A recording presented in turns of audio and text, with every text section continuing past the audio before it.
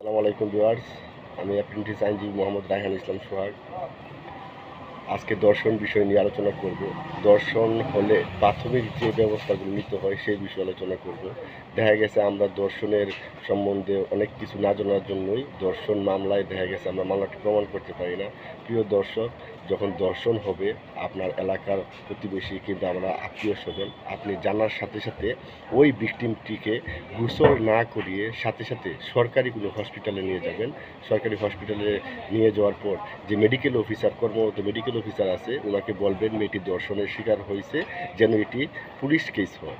সাথে সাথে আপনি যে টোকেনটা নেবেন, ভর্তি রুগীকে দেখানোর জন্য একটা টোকেন দিতে দেয়, সরকারি টোকেন 10 টাকাটা কিনতে হয়। ওই টোকেনের মধ্যে সাথে সাথে মেডিকেল অফিসার একটা পুলিশ কেস লিখে একটা চিল দিবে, যেন পরবর্তীতে আপনি এই টোকেন দিয়ে মামলা করতে পারেন। প্রিয় বন্ধুগণ, আপনারা যদি দর্শনের পর সাথে সাথে গোসল করিয়ে মেডিকেল নিয়ে যান, তখন দেখা গেছে দর্শনের যে সিমটম অনেকটাই মুছে যায়। তাই দর্শনের 100% মেডিকেল রিপোর্ট পাওয়ার জন্য আপনারা অবশ্যই ভিকটিমটিকে গোসল না করিয়ে নিয়ে যাওয়ার চেষ্টা করবেন, যেন পরবর্তীতে মেডিকেল রিপোর্টটা আপনার পক্ষে আসে 100%, এবং শাস্তিটা 100% দর্শন প্রমাণিত হওয়ার মাধ্যমে যেন ভিকটিম প্রকৃত ন্যায় বিচারটুকু পায়।